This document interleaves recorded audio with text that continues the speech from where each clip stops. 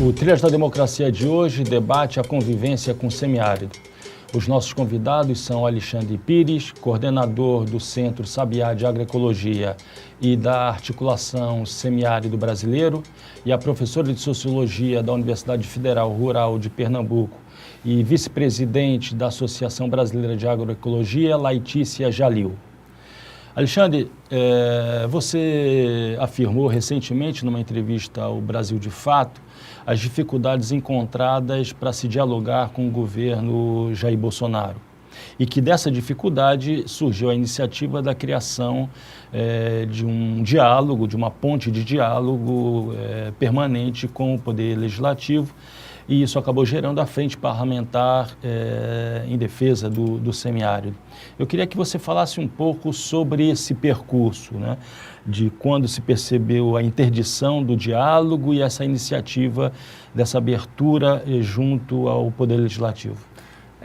Então, Marco, na verdade a gente faz a seguinte leitura.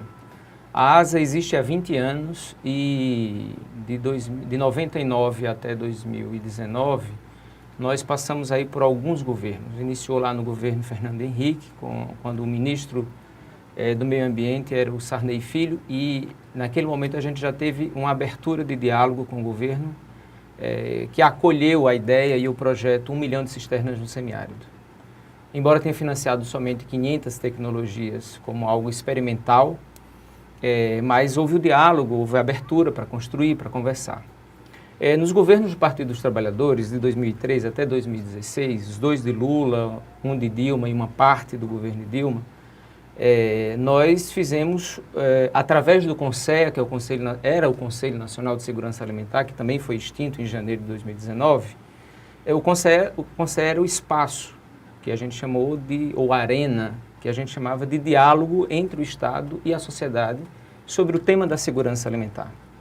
E a água foi adotada a partir de 2003, no discurso do próprio presidente Lula, quando toma posse em algum momento, como um tema central para a região semiárida do Brasil e, sobretudo, para entender a água como alimento fundamental para a segurança alimentar da população dessa região semiárida. E, ao longo desse período de 2003 até 2016, nós conseguimos, com muito diálogo, com muita discussão, com muitos embates políticos com esses governos do Partido dos Trabalhadores, em função de um conjunto de ideias que muitas vezes era necessário a gente desconstruir e reconstruir, seja da parte do governo ou da parte da própria sociedade, mas havia um espaço de diálogo onde a gente conseguia construir iniciativas interessantes, como foi o programa 1 milhão de cisternas, o programa Água para a Produção de Alimentos, que é o programa P1+2 da ASA, o programa Cisterna nas Escolas e o programa Sementes do Semiárido. O fato é que quando esse novo governo assume em janeiro de 2019, a gente ficou aguardando algum tipo de sinalização do que é que esse governo tinha para o semiárido brasileiro. E as únicas iniciativas que esse governo apontava era falar sobre dessalinização das águas subterrâneas, e isso é uma questão da natureza dos nossos solos. E do nióbio. Bom, agora tem o nióbio. Mas olhando para o semiárido tem um pouco dessa ideia de pensar em dessalinização. A gente sabe que a dessalinização é uma estratégia importante, existem tecnologias desenvolvidas no Brasil por empresas públicas, como a Embrapa, por exemplo. Não é necessário recorrer à tecnologia de Israel. Não é. Pode até fazer um intercâmbio de tecnologias para aperfeiçoar iniciativas, mas a gente, por investimento público, inclusive, a gente teve várias iniciativas que são experimentadas já aqui no Brasil, com sucesso.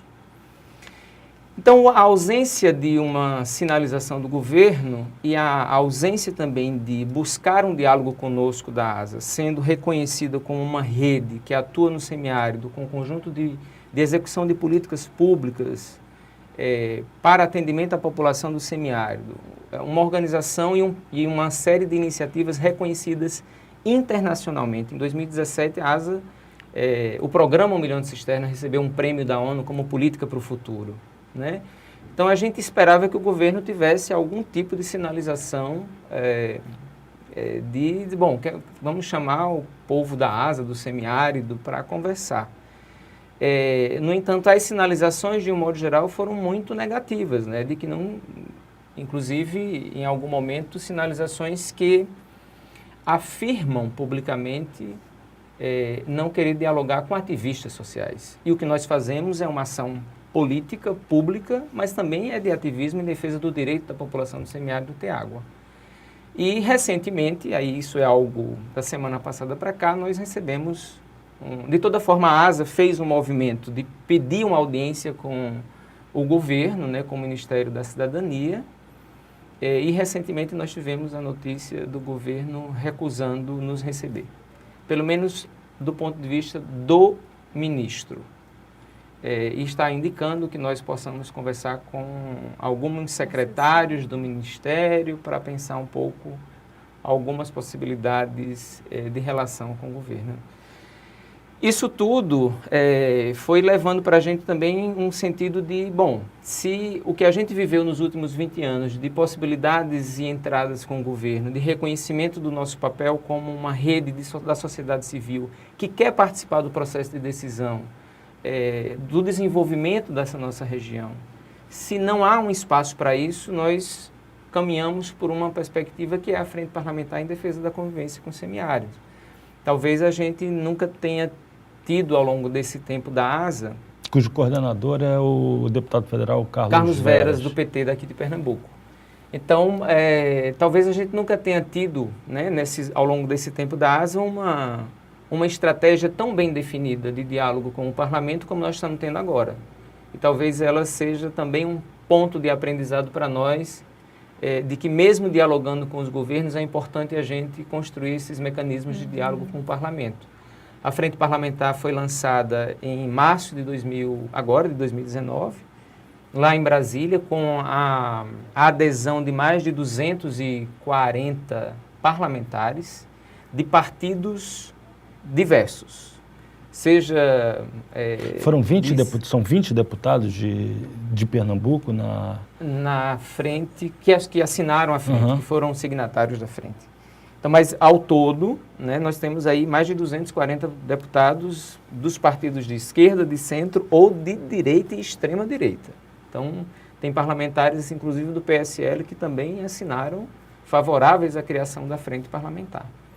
E esse espaço tem sido o espaço onde a gente acredita que será, e já há 15 dias atrás tivemos algumas reuniões em Brasília, então, buscando construir com o grupo de parlamentares que coordenam a frente, o deputado Carlos Veras, do PT de Pernambuco, é o presidente, o deputado Patrus Ananias, do PT de Minas Gerais, é o vice-presidente, e o Bira do Pindaré, do PSB do Maranhão, é um tipo de secretário executivo da frente. Então, nós tivemos uma reunião com eles exatamente para pensar as estratégias qual é o papel dessa frente nesse contexto, e estamos aí montando uma agenda de atividades para esse espaço. Entendemos que esse é um espaço de diálogo mais direto também com o parlamento, para sensibilizar o parlamento brasileiro sobre essa agenda do semiárido. Nós ainda temos uma demanda de mais de 350 mil famílias no semiárido que não têm água para beber. E isso eu fico sempre perguntando assim para as pessoas, imagina o que é tomar em seu dia e não ter água para beber. Nós voltaremos a falar sobre isso. Letícia, Alexandre fez um histórico dessa experiência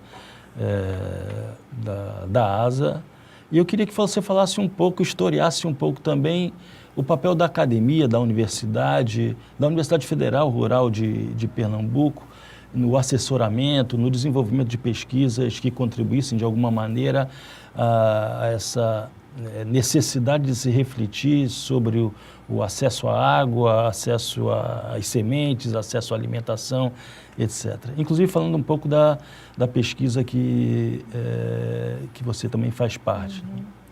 Então, Marcos, primeiro dizer que a universidade ela tem um papel fundamental na construção do conhecimento, né? Mas ela não é a única que constrói conhecimento. Então, eu venho dessa universidade em que a gente acredita, em que a gente constrói junto. Então, o Centro Sabiá, a ASA, as organizações que compõem a Articulação Nacional de Agroecologia, enfim, né? É um conjunto de sujeitos em que a gente vem construindo esses olhares, novos enfoques, né? Novas perspectivas, inclusive teóricas, epistêmicas, né? Por exemplo, ele fala essa mudança, né? De olhar o semiárido, perceber a ideia de convivência com a seca, de não combater a seca. Isso é uma construção política, né? Social, e que isso entra na academia, às vezes depois até do debate na sociedade civil, né, dos movimentos sociais. Então é necessário que a gente esteja caminhando juntos, né, assim, que a gente esteja construindo e refletindo, né, nesse processo. Então é óbvio que a universidade também tem um papel de chancelar, né, de legitimar isso. E essa mesma universidade também vem construindo estudos voltados para o agronegócio, enfim, né, para a produção da cana. É plural, né? Sabe, é um espaço plural. E também um espaço de disputa, mas a gente também entende que, bom, a gente existe, a gente está lá e a gente está ali, né? E é nesse sentido que a gente vem fazendo, por exemplo, várias pesquisas mostrando a importância das tecnologias sociais como, primeiramente, né, a água P1MC, o programa 1 Milhão de Cisterna, que foi aquela primeira água que chega nas famílias e que muda radicalmente as relações de poder no semiárido, né? E aí, quando a gente está falando de relações de poder, a gente também está falando dos sujeitos diversos que estão ali no semiárido, e aí a gente sabe que as mulheres, historicamente, foi dado a elas esse trabalho de ir buscar água, né? Então, assim, você tem relatos do abastecimento, do cuidado com a família, então relatos de mulheres que caminhavam 7 quilômetros, 9 quilômetros, né, para buscar água, enfim. Então, quando você muda também essa lógica, né, do acesso à água como um direito fundamental, e aí a gente começa a dizer, bom, mas também não é só ter o acesso à água, existe aí um conjunto de outras relações que estão postas que a gente também precisa problematizar, né? E aí eu acho que é fundamental quando a gente consegue olhar a política pública e consegue olhar, por exemplo, o acesso a uma tecnologia, entendendo que mesmo dentro dessa família você tem relações de opressão, né? Então, a gente consegue aprofundar esse debate quando a gente está junto, né? E aí eu acho que o movimento de mulheres, né, e a academia, enfim, a necessidade de pesquisa, de aprofundar isso, traz para a gente a necessidade de entender que é fundamental que a gente pense a tecnologia também como algo que pode vir a enfrentar e a mudar essas relações que estão postas, né? Não só no nível macro do Estado, então, por isso que eu acho que uma das primeiras ações do governo, né, Bolsonaro, foi desmantelar esse arranjo que a gente conquistou durante 20 anos, né? Porque é um tecido social que foi construído de você ter, de fato, uma noção de direito, né? De que você tem direito, quer dizer, há muito pouco tempo atrás, a gente está falando de 20 anos, 30 anos, as pessoas sequer entendiam que elas tinham direito à água. Né? Elas estavam submetidas à lógica do coronel, elas estavam submetidas à lógica do prefeito que ia doar. Né? Então, elas começam a ter uma noção de direito, essa noção de direito te passa a te dar uma fala, né, qualificada, porque também junto com a tecnologia tem um processo de formação, tem um processo de tomada, né, de decisão, a própria ideia de você não recebe, eu acho que isso que a sociedade tem que ter claro também, você não recebe uma cisterna, né, você participa de um processo. Então, a gente conseguiu também interferir nesse processo de como que as mulheres participam, né, como que a juventude participa. Então, acho que vai se desdobrando num conjunto de outras questões que, por exemplo, esse governo faz questão de aniquilar, porque ele não quer participação, ele não quer Letícia, questionamento. A né? população do semiárido tem noção de que existe uma privatização não apenas das terras, mas também das águas? Eu acho de que existe sim. uma concentração de terra, mas para além disso existe também todo um esforço de tornar a água um bem privado. Um recurso, né, privado, enfim, eu acho que você, assim, primeiro falar de a população é muito genérico, né, assim, a gente tem um conjunto de sujeitos, por exemplo, se a gente for pensar desde a pesquisa que que você perguntou, né? Mas, por exemplo, tem um conjunto de mulheres que estão em associações, que estão em sindicatos, mas você também tem um conjunto, né, da população que não participa de processos sociais, que não participa de sindicato, que não participa de associação. Então, essas pessoas que estão no processo de organização política, né, como a Alexandre falou que o Bolsonaro fala, né, do ativismo, todo mundo tem que ser ativista, né? Elas sim têm noção e a gente tem lutado, né? Antes disso, por exemplo, a gente em Petrolina, né, fez um ato maravilhoso em defesa das cisternas, né, da política, enfim, colocamos muitas pessoas na rua, as pessoas que recebem, a família que recebe a cisterna, ela consegue ter uma noção clara do que é isso que a Alexandre fala. A gente aqui não consegue nem imaginar o que é não ter água. E essa família, quando passa a ter água, ela passa a ter noção do direito que lhe foi tomado historicamente, né? Então, eu acho que isso também está num campo hoje, Marco, de muita mudança. Hoje o semiárido, tem várias universidades no semiárido, né? Porque junto com esses 20 anos do governo do Partido dos Trabalhadores, você tem chegada de institutos federais, chegadas de universidades. Isso muda. Eu fui professora em Serra Talhada durante 5 anos. Você vê claramente uma mudança de um tecido social que antes você não tinha. Então, é lógico que essa consciência construída vai se fortalecendo, né? Você tem, por exemplo, filhos de agricultores que antes para estudar tinham que vir para Recife. Hoje não. Hoje você tem Salgueiro, você tem Serra Talhada. Né? Ou não estudava, né? Então, assim, tem uma mudança nesse semiárido que a gente também precisa mudar o foco, né? Esse semiárido de hoje, da ASA, das universidades, da ação de política pública, não é um semiárido que a ASA começou há 20 anos atrás. Alexandre, eu gostaria que agora você fizesse uma articulação entre as lutas por água, por semente, acesso à água, acesso a sementes, né? Com o desenvolvimento do projeto da agroecologia nessas mesmas regiões que são alvo da luta, das lutas da ASA. Tá. Então, tem um elemento que é muito interessante dentro do movimento agroecológico, que a gente faz parte. A ASA é uma rede que faz parte de uma outra rede, que é a Articulação Nacional de Agroecologia. E a Articulação Nacional de Agroecologia é uma rede que congrega várias redes regionalizadas, né? Dentro da ação da ASA, essa perspectiva da convivência com o semiárido, que é o que a gente foi cunhando ao longo desses 20 anos do ponto de vista conceitual, de práticas, de métodos de trabalho com as famílias agricultoras, essa perspectiva da agroecologia, ela sempre esteve embrenhada nos conceitos da convivência com o semiárido. Então, tem alguns pesquisadores que ainda dizem assim, falar de agroecologia no semiárido é falar de convivência com o semiárido, né? E aí, o que é então que é a agroecologia? A agroecologia, talvez para as pessoas poderem entender do que é que nós estamos falando de uma perspectiva que ela é política e ela é uma prática cotidiana de pensar a vida das pessoas, de pensar a forma de produção, a forma de consumo, das relações sociais, das relações de poder, que a Letícia falava no bloco anterior sobre das relações de poder quando a água está envolvida, quando as decisões da casa estão envolvidas.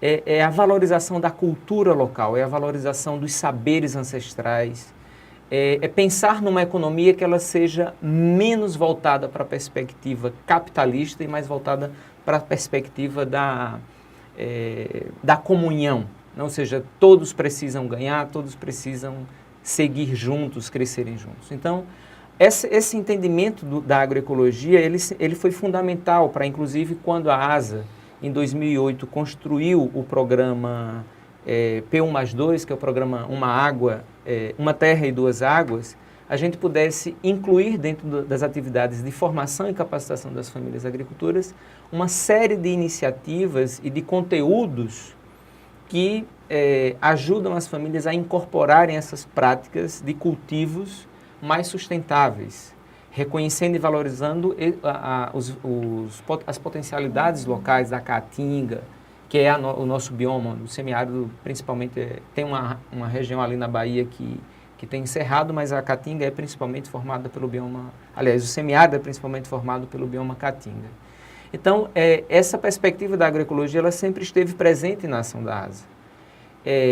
Em um debate que eu tive em 2016 com uma pessoa do governo alemão, por uma ocasião de uma atividade que eu fui participar na Alemanha, ela me perguntava como é que a cisterna e a ação da ASA contribui com essa questão climática, de diminuição dos efeitos climáticos, que é algo que nós estamos vivendo aí, e todo mundo está sentindo isso, a mudança no regime de chuvas e a temperatura e tudo.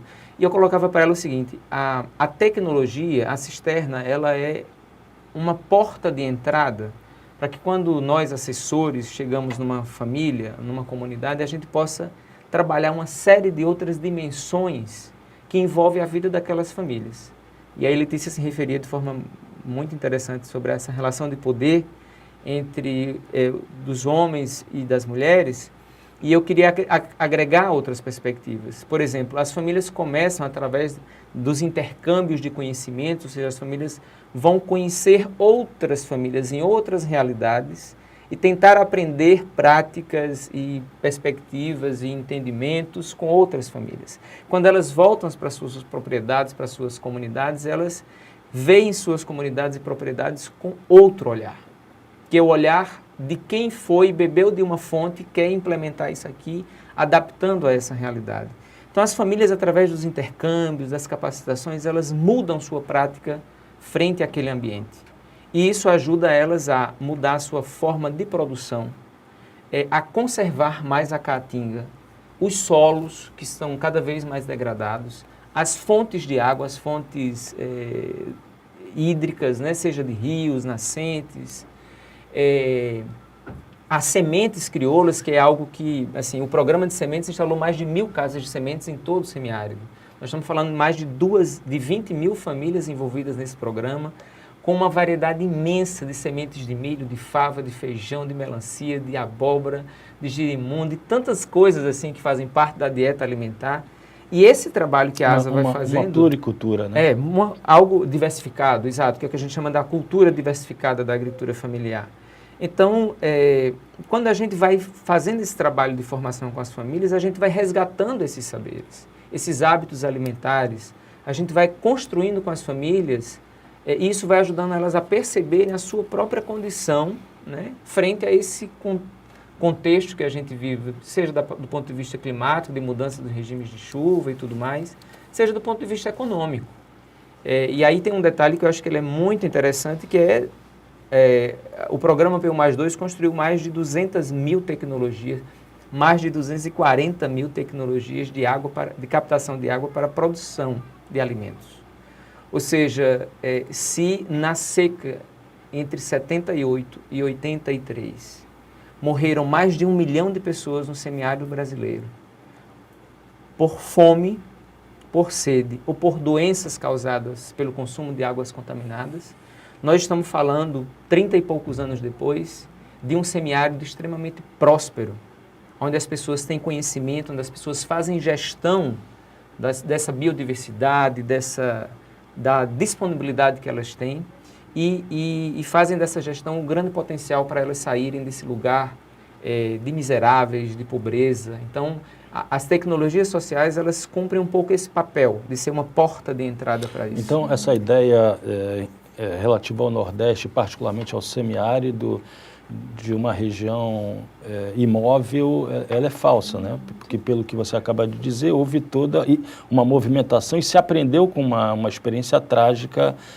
da história brasileira, da história recente brasileira. Marco, eu diria que, na verdade, ela não é falsa, ela foi construída. Sim. É um estereótipo... Então, ela pode ser falsa, mas ela foi construída politicamente e socialmente, né? Então, acho que aí tem um elemento que...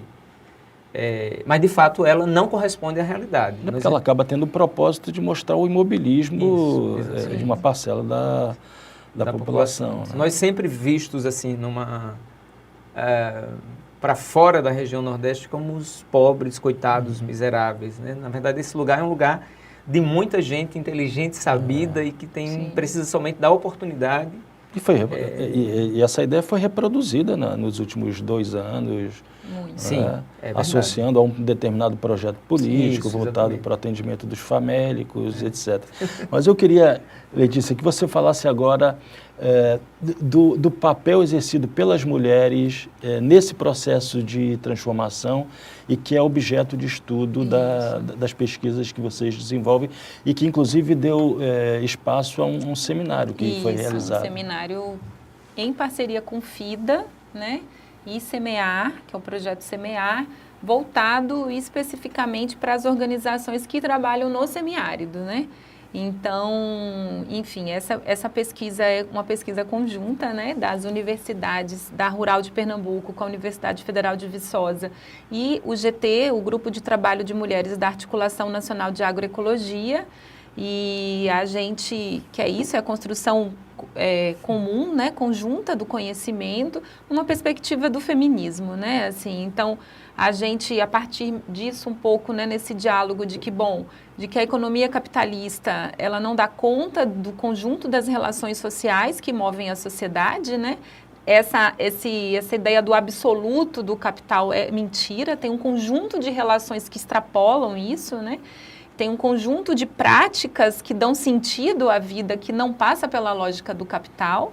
E é importante a gente entender isso, porque isso nos move também, né, Marco? A gente não vive só na lógica do capitalismo, assim. É por isso também que no semiárido a gente vê um conjunto de resistências das pessoas. Mas o que faz essas pessoas ficarem, né? Essa é uma pergunta. O que segura você ali, né? Só é um conjunto de sentidos que uma pessoa que está na lógica urbana, né, capitalista ali do consumo, não vai entender nunca. Mas a pesquisa é uma pesquisa nacional do uso das cadernetas agroecológicas. A caderneta foi um instrumento muito simples de tentar mensurar a produção que era protagonizada pelas mulheres dentro de uma unidade que a gente chama de um agroecossistema, que é uma unidade gerida pela agricultura familiar. Então, na perspectiva da agroecologia. Então, assim, eram mulheres que estão dentro do movimento agroecológico, que são assessoradas por organizações do campo agroecológico e que a gente precisava, no campo da disputa da política pública, no campo da disputa das narrativas, porque historicamente as mulheres são percebidas como ajuda, né? É aquele trabalho da ajuda, o trabalho do miúdo, a mulher não faz nada, o que a senhora faz? Não, só sou dona de casa, né? Então, assim, eu não trabalho fora, então a ideia de que o trabalho, também numa lógica do capital, né? O trabalho é o trabalho que é remunerado, é o trabalho fabril, é o trabalho de fora, aquele conjunto de tarefas e atividades que as mulheres exercem, do cuidado, né, do alimento, da reprodução, é tido como nada, é invisível, mas ele é fundamental para a reprodução da vida. Então, a economia feminista e a teoria feminista vai dizer, existem duas grandes mentiras que sustentam o capital. Uma grande mentira é a ideia de que nós não somos... nós somos ecodependentes, nós dependemos da natureza, né? Então, essa separação entre natureza e cultura é mentirosa e nós somos interdependentes, todo mundo depende de todo mundo, né? Então, como é que você pode achar que você é individual, que você é um sujeito pleno? São duas mentiras. A gente precisava trazer dados para mostrar as mulheres produzem alimentos, elas produzem conhecimento e elas têm um papel fundamental na garantia da segurança, da soberania e da segurança alimentar. Elas têm um papel fundamental na conservação de uma sociobiodiversidade, né? Que é isso, são as sementes crioulas, são os pequenos animais, são as plantas medicinais, é todo um cuidado, né, com as plantas frutíferas, às vezes aquela que não está na lógica do mercado, né? Então, é um conjunto de práticas que vão sendo passadas, né, de mãe, de neta, né, para neta, da avó para neta, para filha, e isso não é tido como conhecimento, isso não é tido como um saber, né? E aí a gente foi estudar isso. Então, a gente fez uma pesquisa que envolveu 1.000 mulheres no Brasil inteiro, aqui na região Nordeste. Foram 111 cadernetas sistematizadas. Dessas 111 cadernetas, são 111... Qual é o formato dessa caderneta? Eu pequei, devia ter trazido, né? Ela é um formato, ela tem 4 colunas. Uma coluna é o que eu vendi, o que eu consumo, o que eu dou, o que eu troco, né? Então, a gente traz essa ideia de que, parte da produção é para comercialização, né? Mas parte significativa da produção é para o autoconsumo. Então, 49% de tudo que foi anotado é destinado para o autoconsumo, 24% do que foi anotado é destinado para troca e doação, que é essa lógica da reciprocidade, a lógica da solidariedade, que é muito forte, né, entre as famílias agricultoras. Então, isso é muito importante para a gente. E que vai além da lógica capitalista muito mais, né? da Muito troca. mais, porque eu produzo fava, você produz feijão, eu mato um porco, você mata uma galinha, a minha vizinha está de resguardo, eu vou lá, levo a galinha para ela, eu levo leite, eu levo queijo, daqui a um ano ela me traz de volta. Então, são relações que são fundamentais para o fortalecimento do território também, essa é uma outra dimensão que a gente traz, e apenas 27% do que elas produzem é destinado à venda, né? E aí tem várias questões, assim, desses 27%, 42% do que elas produzem, Marco, elas comercializam no seu quintal, na sua comunidade. Então, elas têm um papel também de trazer uma dinâmica econômica, numa lógica da economia local fundamental. Elas dinamizam uma economia que ela vai ali, ó, sabe, é R$10 aqui, é R$5 ali. Então, a gente também tem que ter um olhar para isso, porque isso também segura, isso também garante, né? Isso também garante a vida. E é isso que é muito triste, quando você vê, por exemplo, um governo como esse, acabando com um conjunto de iniciativas que esfacelam a economia local, né? Porque é isso que dá sentido também nos pequenos municípios, né? Então, assim, a gente... No todo, que foi sistematizado durante um ano, elas produzem, em média, R$163 mil para o consumo. Se a gente for dividir isso, né, pelas 111 mulheres, dá mais de R$1.000 por ano, né, para autoconsumo. Isso daria... Você pode pensar, isso é muito pouco, não é não? Né? Assim, se você for pensar, e isso são dados muito subestimados, porque é a ideia de que eu vou lá, eu pego um mói de coentro, né? Eu pego 2 ovos, eu pego... Então, a gente queria ter um olhar para isso, porque passa invisível e isso é fundamental para a segurança alimentar da família, né? 252 mil foi para venda. E a gente também tem um problema da metodologia, que é a precificação, porque é elas que dão preço, e às vezes a gente pega a sistematização. Então, o mesmo, por exemplo, coentro, o coentro que elas consomem, elas botam 50 centavos. E o coentro que elas vendem, elas botam 50 centavos. O coentro que elas consomem, elas botam 20. Aí a gente ficava, mas por que você bota um preço diferente, né? Então, também tem uma lógica do que elas dão valor. Então, a gente também sabe que tem esse problema, né? Mas, assim, o que a pesquisa mostra para a gente e que a gente vem dialogando, por exemplo, com a ASA, de poder fazer com que essa pesquisa nos ajude a pensar novos indicadores de avaliação de projetos, novos indicadores de avaliação de política pública, propor novos arranjos de política pública, é que as mulheres têm um papel fundamental no que a gente chama de 4 dimensões, que é na garantia da segurança alimentar, né? Das famílias, da soberania alimentar. Elas têm uma contribuição para a conservação de uma agrobiodiversidade, de uma sociobiodiversidade, né? Porque elas produzem ali, elas mantêm, por exemplo, a gente tem uma companheira que pesquisa galinhas caipiras na Paraíba, ela tem galinhas, raízes de galinha que tem 30 anos. Você vai pegar uma galinha, por exemplo, de granja, ela não tem história, ela não é uma semente, né?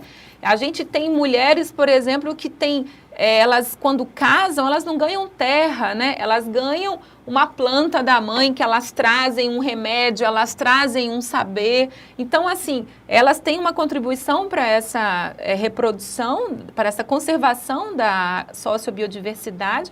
Elas têm um papel fundamental na reprodução do agroecossistema, porque elas continuam no trabalho dos cuidados, né?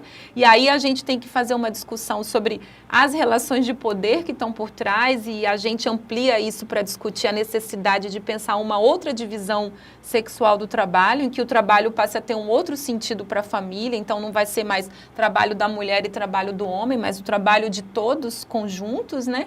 E ela tem um papel fundamental no fortalecimento do território, quando ela é um sujeito político por exemplo, no fortalecimento das relações de solidariedade, de reciprocidade, elas estão ali, né, participando também politicamente. Essas mulheres que participaram da pesquisa, 85% delas participam de associações, sabem da importância de estar nos espaços públicos, 65% delas participam de sindicatos, então sabem que é importante sim estar incidindo nos espaços de decisão, de definição da política local, né?